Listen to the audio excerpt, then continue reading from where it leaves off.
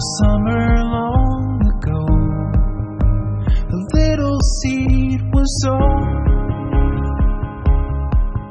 by a farmer with no shade. The hourglass of time, he watched it slowly climb, while he began to fade, and we never see the shade from our trees.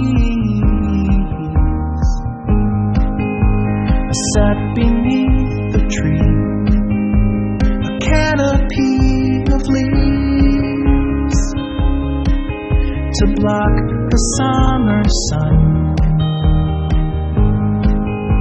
The branches reach so high, stretching toward the sky. I leaned against the trunk, and we